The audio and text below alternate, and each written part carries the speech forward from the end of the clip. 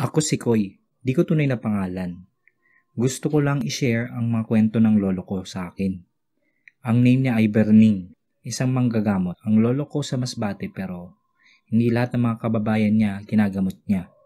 Kasi mas pinili niya daw na gamitin iyon sa pamilya nila. Kaya kapag nanggagamot siya ng ibang tao, ay hindi na niya mapapagaling ang mga anak niya. Si Lolo Berning, chick boy. O sa ngayong panahon, fuckboy. Chickboy talaga siya kasi gusto niya daw magkaroon ng lalaking anak. Mahalaga sa kanya yon.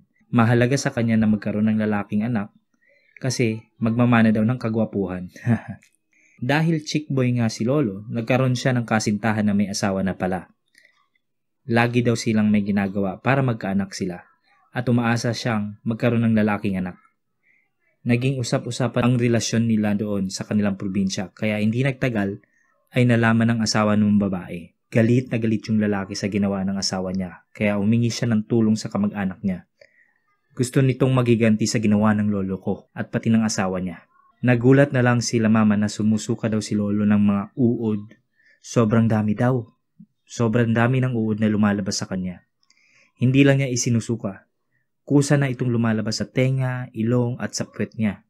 Nalaman ito ng babae kaya natakot ito ng sobra. Humingi ito ng tawad sa asawa niya. Pero hindi siya pinatawad nito.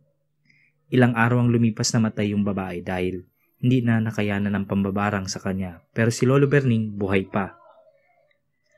Si Lolo nangangayayat ng sobra.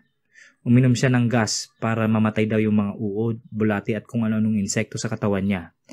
Kaya ang ginawa ng nanay ni Lolo ay dinala ito sa isang magaling na manggagamot na nagtatago sa mga kabundukan. Inabot sila ng 2 buwan bago bumalik. Namatay yung lalaki na nagpabarang.